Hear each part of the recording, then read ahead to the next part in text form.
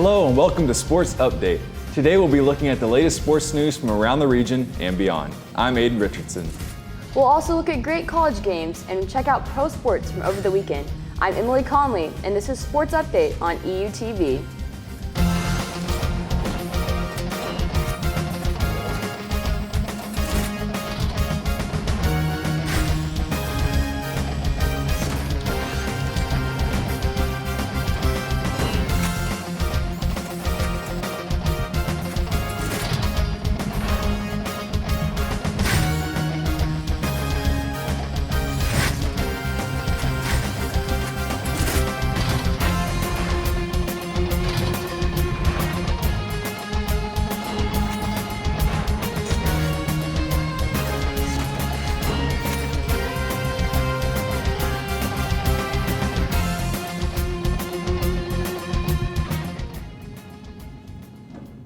Thanks for joining us on Sports Update. We have the latest on Evangel sports, and later I'll be talking to men's basketball coach Bert Capel about the start of the season. Well, Evangel sports this week. I know, a great week. As you said, the basketball season kicking off. We had a football game. We had the soccer season ending. Just an up and down week in Evangel and a lot of news. Yeah, and so with soccer ending their season, they had a rough go of it, but hopefully next year, better things, right? I agree. Volleyball is wrapping up their season, so we'll have some playoffs coming up, and I imagine, football, they'll go to the playoffs pretty soon too. Yes, the sports season on one side is starting to wrap up, and then basketball, other sports are starting to start up, so lots of sports news this week. It's my favorite time of the year. I'm ready for some basketball, what can I say? Under a new head coach, Evangel men's basketball has kicked off their season with a fiery game against C of O Bobcats. After a misunderstanding regarding a player kneeling to pray after the national anthem, the game was brought to a halt to replay the anthem. Evangel did not let the uncomfortable start discourage their game as they brought home a strong win.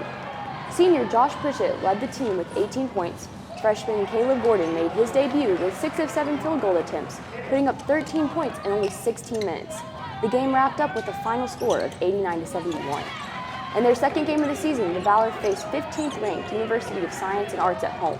In a back-and-forth game, Evangel acted fast in response to the Drovers' offensive runs. In the second half, USAO put up a strong defensive front, and the Valor remained competitive, but fell short by 1 point in a 60-61 final. The Evangel women's basketball team kicked off their season against Oklahoma Wesleyan this past Friday night. The EU Valor's opening contest was a great showcase for the season to come, as they played a hard-fought game. Both teams would trade points throughout the contest, but the Valor were led by Alexis Cathan's 17 points. Two other players scored double digits as Bailey Harmon scored 14 points and Abby Wilder scored 13 points. The contest started with a 10-0 Evangel run. EU would build off this strong start for the duration of the contest, but a tough third quarter put Evangel in the back seat. EU came out strong in the fourth and fought until the bitter end, but came up short in the end with a final score of 70-75. This was a tough loss, but a great start to the season nonetheless. Valor Volleyball has secured their third seed. After this weekend's matches, the southern half of the conference has had a tight season competing for slots. Evangel has won almost all of its tiebreakers, and with Mid-America's loss to the Clark Pride, Evangel has locked in their spot. Friday night, the Valor swept the William Penn Statesmen, led by Regan Ansley's 12 kills. Setter Sydney Donovan recorded 22 assists, and libero Aaron Russell had 17 digs. The Valor played a defensively strong game at the net with 9 blocks. The following night, Evangel faced NAIA-ranked number 24 Grandview. After a very close first match, the Valor lost their competitive nature and dropped the match in 3 sets. Evangel will take on the CMU Eagles for their senior night in the last game of the regular season, Tuesday at 7 p.m. in the Ashcroft. The Evangel football team took on Mid-America Nazarene this past Saturday in a game that would finally see the Evangel Valor snap their losing streak. It has been a rough few weeks for the team, but a tightly contested game with Mid-America seems to have lit a fire under Evangel. The EU Valor came out swinging, as within the first quarter they had 10 points. In the second quarter, Mid-America would make a comeback, scoring twice. The EU Valor came out of halftime strong, scoring another touchdown and holding Mid-America to 0 points in the third. Dylan Decker had a great game as he threw a touchdown pass to Dylan Hester and caught a pass of his own from Demarius Little. The Evangel defense was also top-notch as Cole Orchard yet again led the defense with 13 tackles. This strong effort led to a dominating fourth quarter as EU scored 2 more touchdowns. The contest would end with a score of 37-29, giving Evangel the much-needed win. What a huge week. I mean, we, like I said, losing streak. We haven't been doing that great. And then we finally get that much-needed win. And that is the best Evangel football team. That's the best the Evangel football team has looked in a very long time. Yeah, absolutely. And, to come out in the second half of the game and just switch your mentality and play so strong, now that is good football right there. I agree completely. And then on the other side, we have the volleyball, who it sounds like they started off pretty good and then kind of dropped it. Why don't you tell us a little bit about that? Yeah, so CMU is a tough team, and they're going to be playing them, this week before going into the playoffs. So they really need to, rein in what happened this weekend. Grandview is ranked number 24, and they're a solid team themselves. And when they went into play this weekend, it looked like they had this competitive nature in the first game. They were back-to-back, point for point, going into the game. And then it just seemed that they knew that they weren't going to, come back from it, or maybe it was the long drive home. They were ready to leave. They played 4 p.m. on a Saturday in Des Moines and had a long drive home. So I don't know what happened, There could be a lot of reasons. That's also the case with the women's basketball. They played a great game. It was a tight game, back and forth, and in the end they came up just short, much like the men's basketball in their second game, just 1 point away from a victory. With sports, it's not over till it's over. Both teams kept fighting, and they just came up a little bit short in the end. Absolutely. We'll see some great things coming up from the basketball teams for sure. And, volleyball is going into the postseason, and I think they're going to have a good run. So, yeah. Up next, I'll be talking to Coach Bert Capel from the men's basketball team. Stay tuned.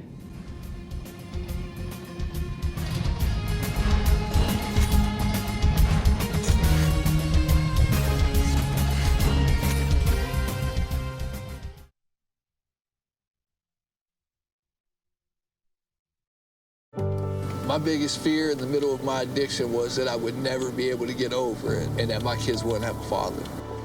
I started thinking, you know what? This isn't my story.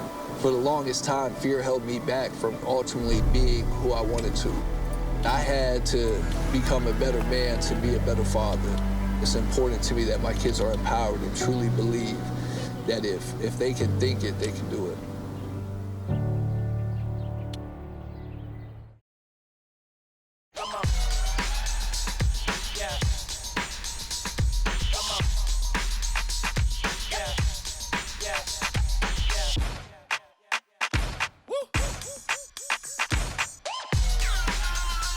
You're not going to get it all right. Just make sure you nail the big stuff, like making sure your kids are in the right seat for their age and size.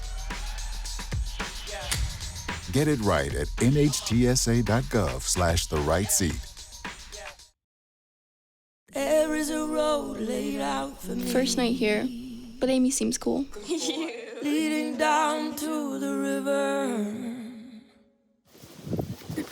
I am blind, but I need not see. What do you think? I know this road is there for me. If I'm really free,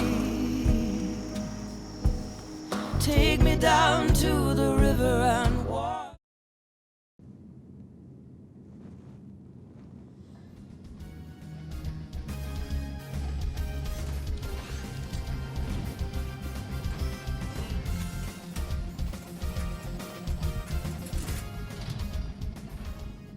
I'm here with Coach Bert Capel of the Evangel men's basketball team.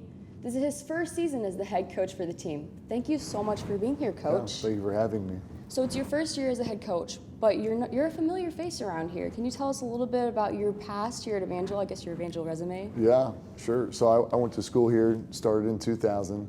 I played both basketball and baseball. And then when I graduated, I helped out with the basketball team for a couple of years, and I wanted to continue moving up the coaching ladder, so I'd taken a couple of coaching positions, and then probably 3 years ago, I found myself back here helping out Coach Jenkins again for a second time, and obviously he had retired in the summer, and so it just kind of worked out being here, I guess. But yeah, I've enjoyed being back for sure. Right, so you have a wealth of knowledge with basketball. I understand you were on the 2002, the national team. Mm-hmm. So what is that like? Would you like to bring that back?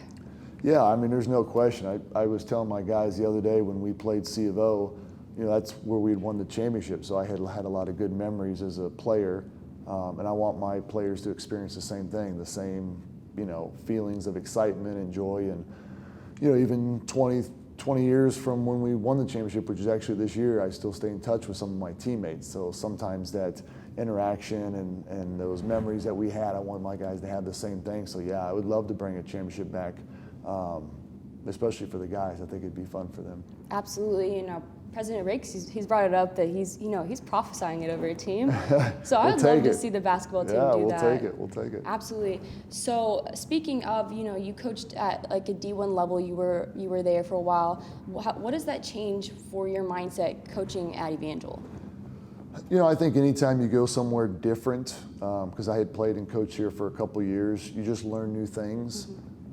Sometimes when you're in the same spot for a while, you just become familiar with whatever that program or coach kind of knows. And there's nothing wrong with that, but it was certainly a stepping stone with my career, just getting to see other coaches and experience different things, players, different parts of the country. And I think I've probably taken a little bit of everything and kind of brought it here and made it my own. I'm pretty familiar with Evangel. I really like Evangel, so a lot of those things I had learned previously before leaving, I've kind of implemented here and tried to keep going. And so, it was intense. I mean, there was a lot of good coaches I worked under and worked with, and I think a lot of those things have certainly helped me for now. Absolutely, and we can't wait to see how that unfolds on the team. Coach Jenkins was here for 39 years, so that's a huge legacy and a huge shift for the team. What kind of differences are we going to see and our players seeing in practice and on the court? Yeah, I mean, Coach Jenkins was a great coach. I like I said, I played and worked under him, so there's a lot of his same philosophies as a coach that I probably still use today. But as far as big differences, I think. Not that we didn't guard back then, but I've tried to really emphasize defense with this team.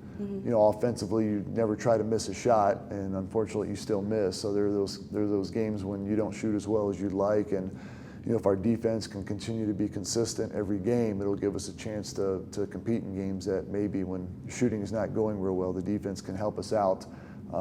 And so that's probably the biggest thing, just the intensity, the toughness in the defense. Those are some things we're trying to do this year. Absolutely. There's always two parts to a game. We love offense, but defense is crucial. So speaking of, you mentioned C of O. That was your first game this last week. So I understand there was a misunderstanding at the beginning of the game. Could you kind of go through that with us? Sure. So I don't know, maybe the last 5, 6, 7 years or so, College of the Ozarks is really taking a stance on the kneeling during the anthem thing. And I was gone. I'd been gone in Florida for a long time while that was going on. But I had heard about it and known about it, and the national tournament was there. And then they stopped hosting it because of that situation. They wanted all the teams to guarantee that wouldn't happen. And some schools were like, we're just not going to do that. So C of O didn't want to do it. Which is fine. I mean, it's obviously their right to do what they want. And I'd kind of known that, and so we went into the game not thinking anything about it at all. We did the national anthem, and then we did the starting lineups, and then we started to play.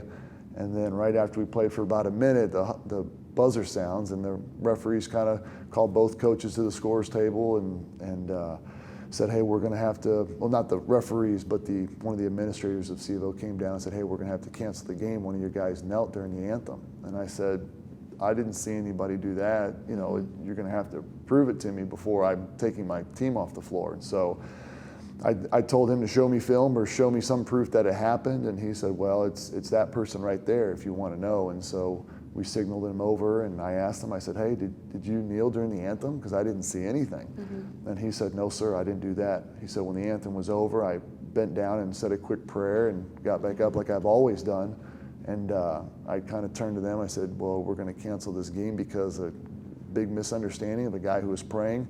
And he was new. He was a freshman. I didn't even know he had that ritual that he did in high school, and it was a little different from C of O because usually when you're at somewhere, they play the national anthem and then it's over. Right. Well, College of the Ozarks has a color guard, so he waited till the anthem was over to go down and pray, but the color guard hadn't left the floor yet, so that was the issue. So we talked about it, and he came over there and was like, hey, I certainly wasn't trying to do anything. I was just praying like I always do, and it wasn't even that long. And so after a little bit of arguing, we decided to try to play the game, but the guy said, hey, if we're going to play this game, then we're going to have to start the game over from the beginning and do the national anthem all over again. And I said, hey, as long as we play the game, we'll do that. So we did that and lined up and started the game back over, and luckily it was, we played well.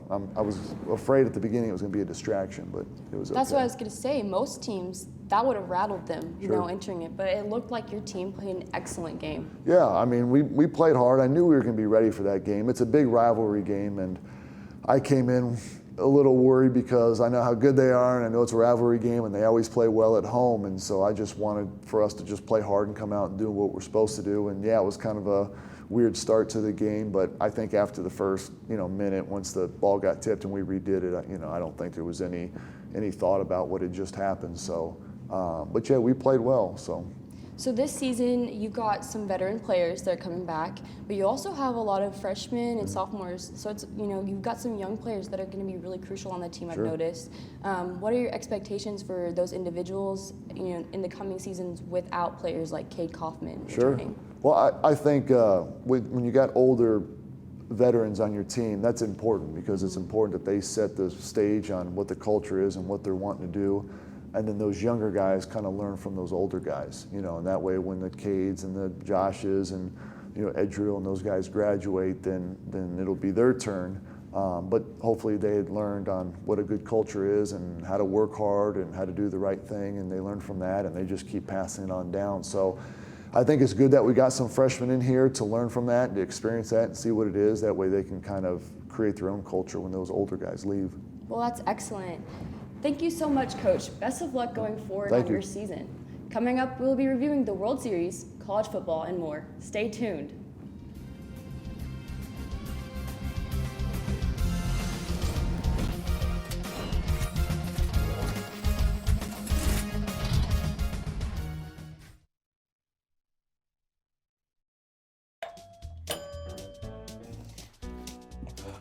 What a disaster. You're a disaster.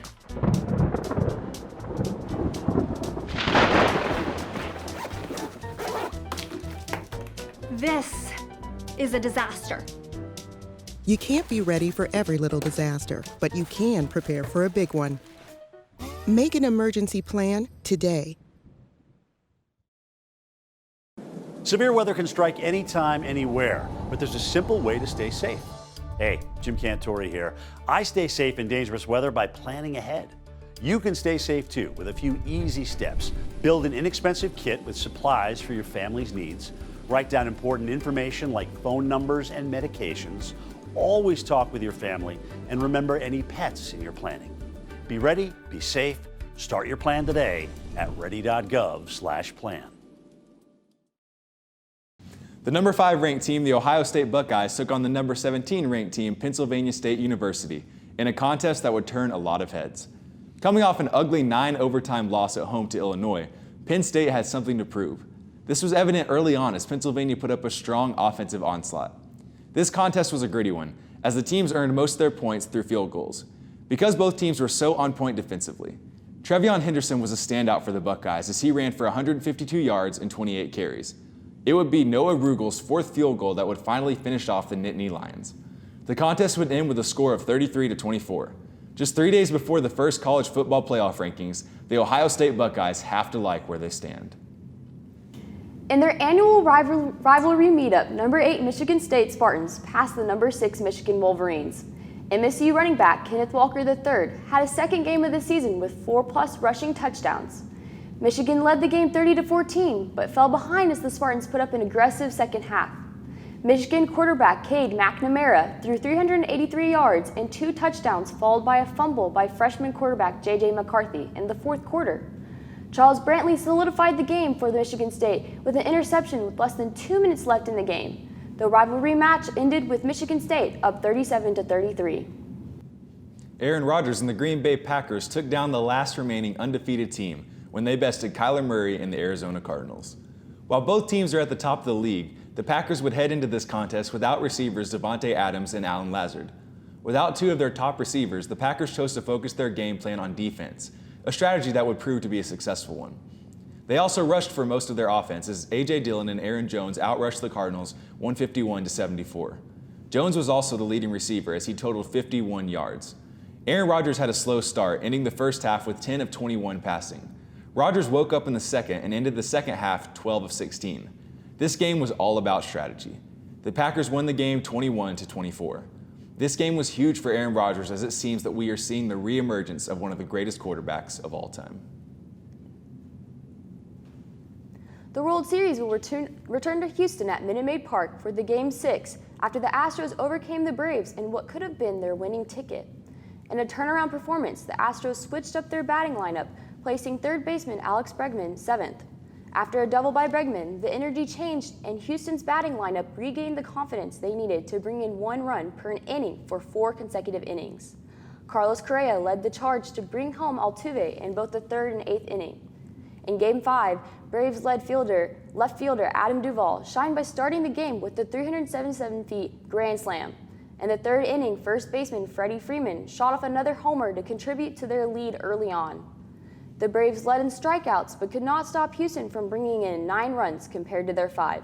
Will the Astros come back from a 3-1 deficit to win the World Series? Boy, you said it best. 3-1 deficit. That's tough to come back from. And they're already coming back. We're now going to see a Game 6. And if this goes to a Game 7, this will be one of the most tightly contested World Series games of all time. You never know what can happen, especially with the Astros returning home to Minute Maid. So this is a really huge, awesome. I'm excited to see what's going to unfold. That they could bring in another World Series win. I agree completely. And then on the NFL side of things, Aaron Rodgers played a game that looked like the Aaron Rodgers of 2012. This was the Aaron Rodgers that became a household name. And they needed that. They didn't have Devontae Adams, they didn't have Alan Lazard, but they still were able to come out with a win against an undefeated team. That's a huge win for the Packers. Yeah, it sounds like Aaron Rodgers shook off some rust. I agree completely. And then on the college football side of things, we have the first college football playoff rankings coming up soon. Absolutely, and Michigan State is undefeated. Undefeated. That's going to put them in a great spot. You know, everyone wants that spot. Everyone wants to be the undefeated team heading to the playoffs.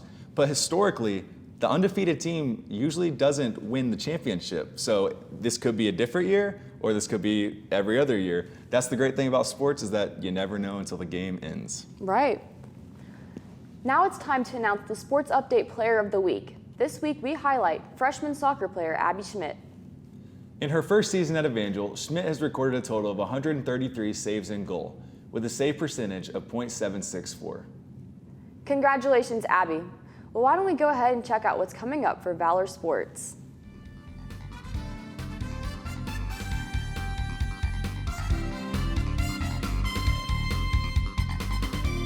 The Evangel football team plays Saturday, November 6th against Benedictine at home, and Saturday, November 13th against Central Methodist at home. Evangel Volleyball plays Central Methodist at home tonight, November 2nd, and will play Clark in Dubuque, Iowa, Saturday, November 6th. The Evangel men's basketball team plays Thursday, November 4th against Harris Stowe in St. Louis, Missouri, and Tuesday, November 9th against Oklahoma Wesleyan in Oklahoma. Women's basketball plays John Brown Tuesday, November 2nd at Siloam Springs, Arkansas, and Bethany Friday, November 5th in Kansas. Go Evangel Valor! Good luck to all the teams next week, and remember to check back with us for more updates about Valor Sports in the weeks ahead. Well, that's all the time we have today for Sports Update. I'm Emily Connolly. And I'm Aiden Richardson. Be sure to join us next week as we bring you the latest in sports news. This has been Sports Update on EUTV.